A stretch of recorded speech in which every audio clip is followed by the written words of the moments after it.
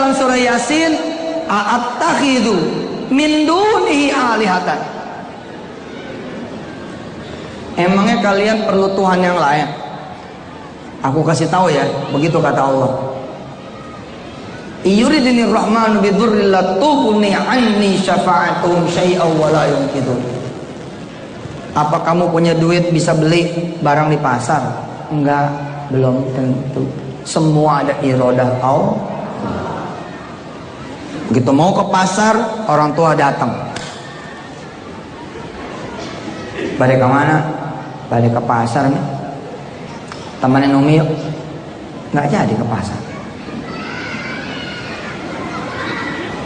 Anda punya duit 10.000, lapar. Yang dicari siapa? Bukan Allah. Padahal Allah yang ngasih duit, Allah yang ngasih lapar. Lapar itu anugerah loh. Lapar itu anugerah ya.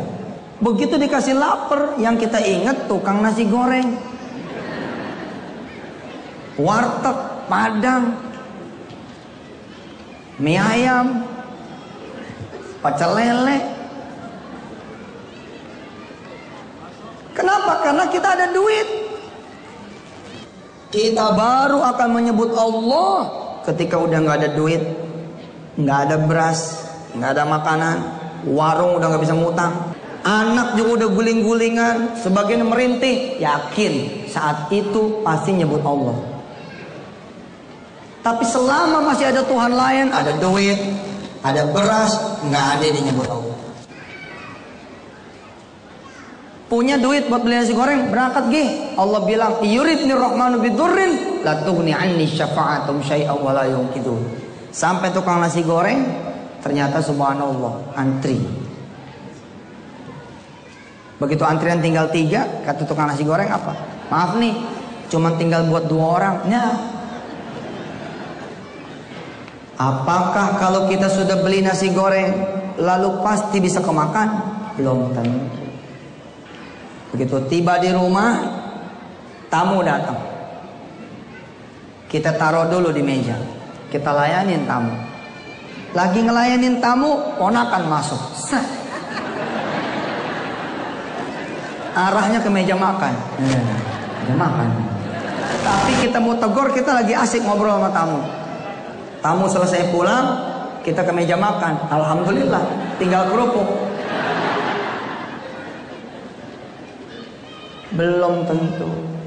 Maka jadi prajurit dan jadi istri prajurit, atau prajuritnya memang sudah perempuan itu ya, jadi suaminya prajurit perempuan gitu ya, sama-sama ngandelin kerjaan, ngandelin gaji. Kapan lu punya rumah? Kapan lu punya mobil? Kapan lu pergi umrah? Kapan lu beli tanah buat orang tua dan bangunin di istana? Kapan kemudian kita bisa bangun masjid di kampung kita? Kalau andalan kita adalah gaji. Oh Ustadz, apakah Ustadz menyuruh kami tidak profesional, lalu kemudian kami harus nyambi? Bukan nyambi, saya nyuruh ente imannya benar, tauhidnya benar. Saya bisa bangun rumah bukan karena dikasih oleh bank. Saya dibangunin rumah bukan karena dari mertua. Saya bangun rumah bukan karena nyicil dari sejak muda. Bangunnya menjelang pensiun. Enggak gitu. Kita ini harus hidup senang. Yang bukan bertuhan Allah hidupnya pada senang. Kenapa kita yang Tuhannya Allah jadi enggak senang? Ini masalah. Yang Tuhannya bukan Allah, dia senang hidupnya. Kenapa kita yang Tuhannya Allah, dialah yang maha kaya, maha kuasa, maha punya apapun yang dimiliki sama mereka. Terus kok kita miskin? Tandanya kita tidak bertuhan Allah. Kok kita hidupnya susah? Oh susah mah Ustadz, itu mah ujian. Ntar dulu, ente ngomong ujian-ujian aja, sholat subuh gimana? Disebut diuji itu kalau kita lulus tahap demi tahap. In the end of process, diuji. Naik tingkat atau turun. Lah ente mah diuji terus, namanya itu bala. Bukannya ujian, namanya musibah, namanya itu azab, namanya cobaan. Saya lagi diuji ini sama penyakit. Apanya diuji sama penyakit? Penyakit kita mungkin ngebersihin dosa kita, bukan penyakit ujian. Buat sebagian yang lain mungkin ujian. Jadi tentara, jadi istri tentara, jadi tentara perempuan, jadi suaminya tentara yang perempuan. Yang benar tauhidnya. Kalau enggak kita susah. Buat punya rumah tipe sederhana saja, ampun, kita ngetatin jadwal belanja, nabung, bagus sih, keren. Tapi enggak gitulah. Minta sama Allah tengah malam. Ya Allah, saya pengen punya rumah. Ini istri nggak bisa di-stop, lahir terus. Ampun ya Allah, ini kalau rumahnya segini sempit bener. Tolong ya Allah, tolong. Satu sumpel istri ini.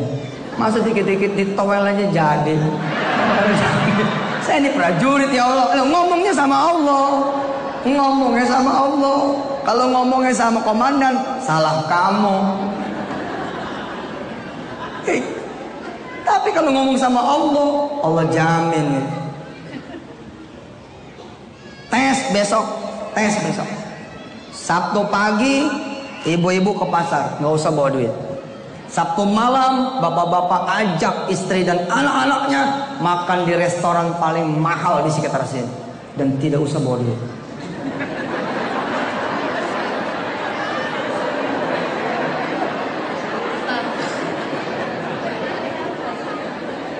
Ingat, kalau Tuhan ente duit, gagal. Nggak bakal jalan juga. Nggak bakal jalan. Tulis. Ayam kampung, sayur lodeh, tempe, tahu, cabai, bawang, tomat, segala rupa dah tuh. Ya? Tulis. Kemudian ibu sholat duha, taruh di atas sejadah, biar kelihatan sama Allah, biar kebaca. Memang aneh ini, tapi ini nggak pernah dijajah. Sedikit orang menjajah, ngandelinnya otaknya, ototnya, duitnya, tahu terbatas.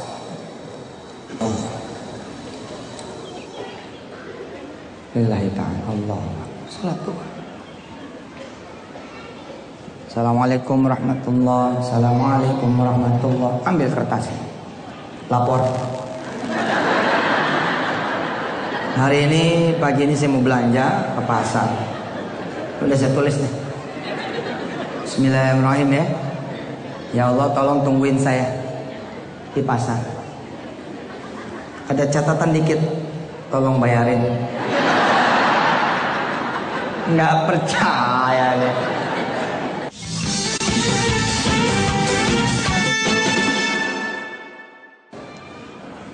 Saudara-saudara yang dirahmati Allah, pertanyaan siapa Tuhan saudara menjadi penting supaya tidak bergantung sama yang namanya gaji. Sehingga tidak ada lagi ucapan seperti ini, kita mah tentara Pak. Nggak ada lagi.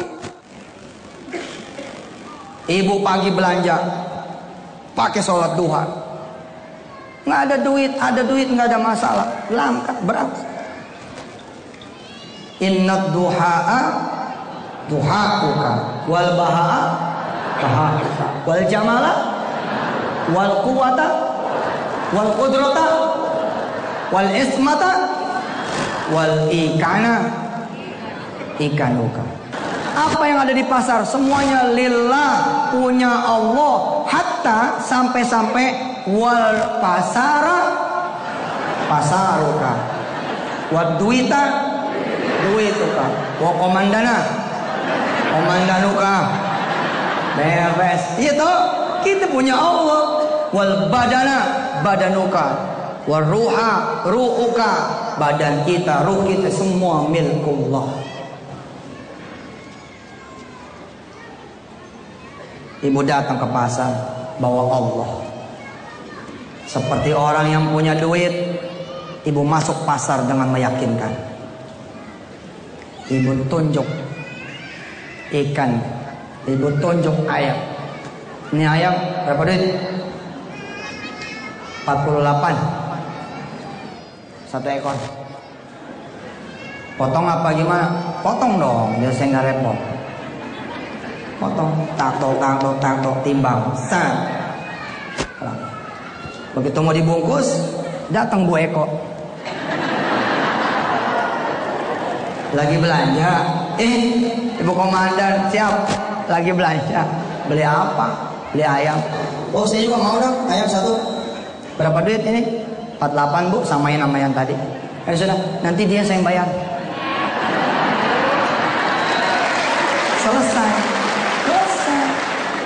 Selesai, beres.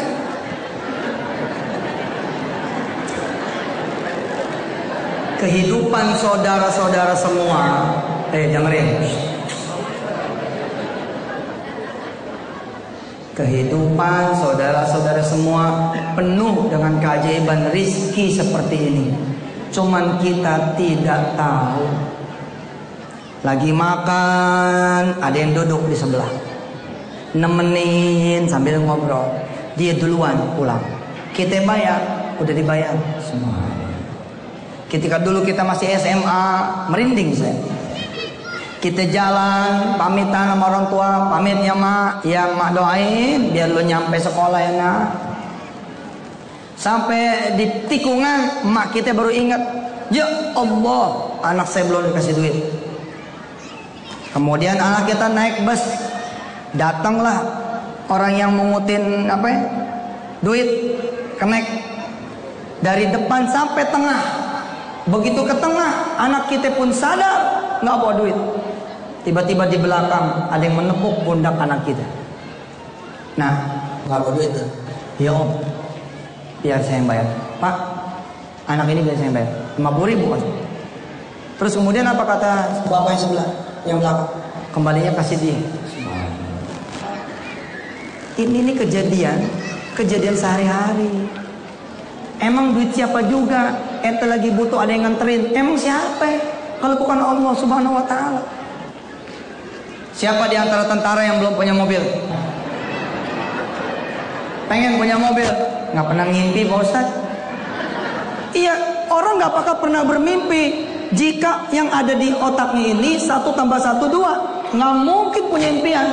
Mana mungkin? Punya impian, anak saya bakal begini, nanti bakal begitu, nggak bakal. Dia terlalu pragmatis. Gue bisa makan kalau gue gajian, selesai.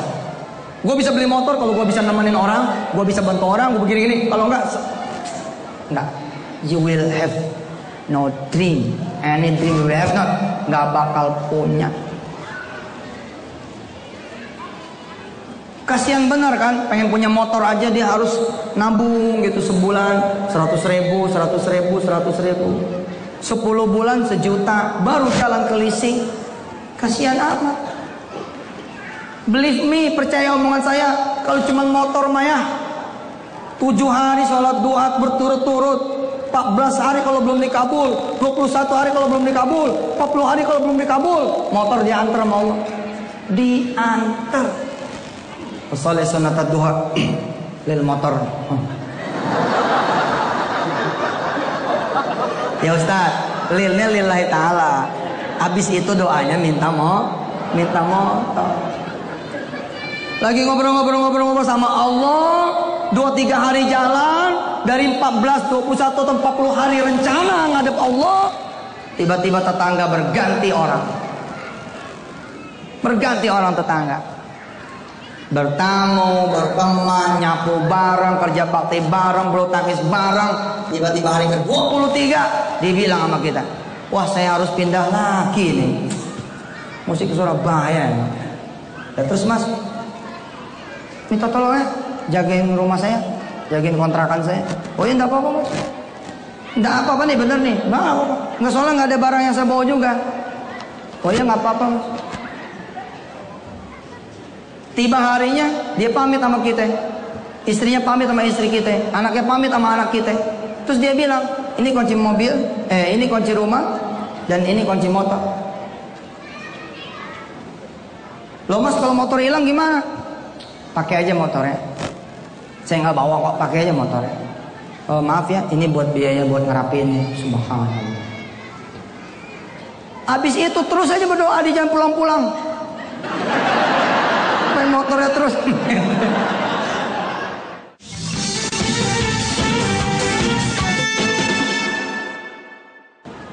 2008 saya terbang ke Malaysia ikut simulasi Airbus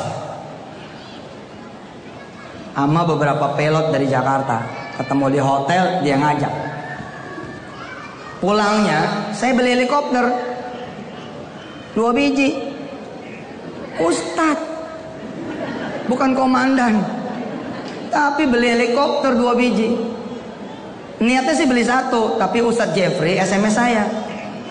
Apa kata Ustadz Jeffrey? Kiai, ada di mana? Ada di KL. Ngapain? Lagi beli heli. Biar nggak macet tuh ya. Iya, saya bilang biar nggak macet. Apa kata Ustadz Jeffrey? Ntar aneh pinjem ya Kiai. Saya bilang karena saya banyak duit, saya bilang, Jeff, ente nggak usah minjem, aneh beliin 2. Ente 1, aneh 1. Beli helikopter tuh nggak pakai duit, pakai Allah. Nggak ada yang mahal, sama Allah mah nggak ada yang mahal. Semua murah. Pulanglah saya tahun 2008 ke Jakarta, ke Tanah Air, bawa helikopter 2 yang pakai remote.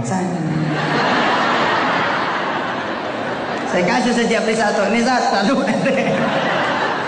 Ente mikir mungkin bercanda. Ah, Ustadz bercanda. Enggak, 2010 saya beli 737 300, 737 400. Semua berawal dari mimpi. Pakai duit? Enggak pakai duit. Ngawur aja pakai duit. Dari mana duitnya? Sudah bilang, Ustaz, waktunya nih antum beli pesawat. Siap, berapa duit? Pesawat second aja Ustaz. Ini 3 nggak terlalu mahal lah. Dibilang 50 miliar. Saya bilang, murah ya pesawatnya, murah. Habis itu pagi saya siaran di televisi. Saya sampaikan sama jemaah semua, jemaah, mau umroh murah tidak? Jemaah bilang, mau. Caranya gimana? Serentak mereka menjawab, sedekah. Bukan, sedekah mah ilmu biasa. Kalau mau murah, pesawatnya kita beli sendiri. Teman-teman pada ketawa. Emang pesawat telepon katanya. Saya bilang, emang berapa duit pesawat? Mahal Pak Ustadz. 100.000 saja. 100.000 saja. Pesawat tuh 100.000 saja.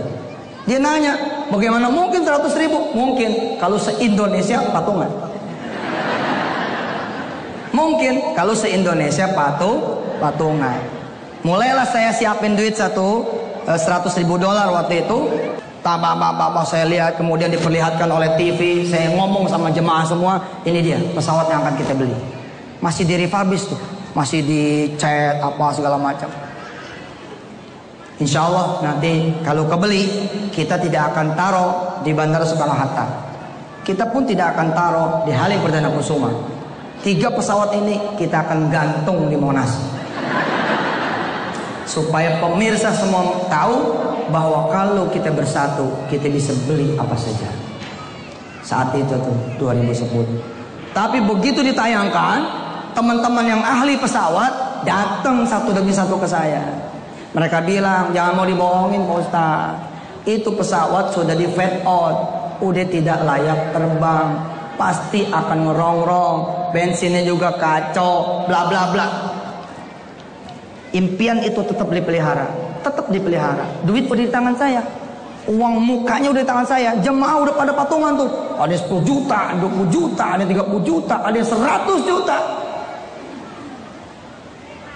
Saya bilang, kita belajar dulu pakai pesawat domestik. Itu 100 seat, nggak bisa dia ke Jeddah.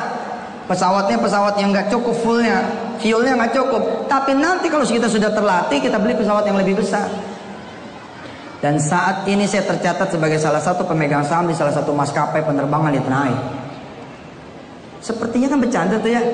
heli pakai remote. Kemudian bercanda-canda Boeing 737-300, 400, bercanda-canda lagi. Takdir Allah. Nggak tahu gimana, saya saat ini tercatat sebagai salah satu pemegang saham di salah satu maskapai penerbangan swasta di tanah air. Dari mana judulnya? Orang kaya bukan? Ngerti pesawat juga enggak? Semua karena Allah. Kita berdoa.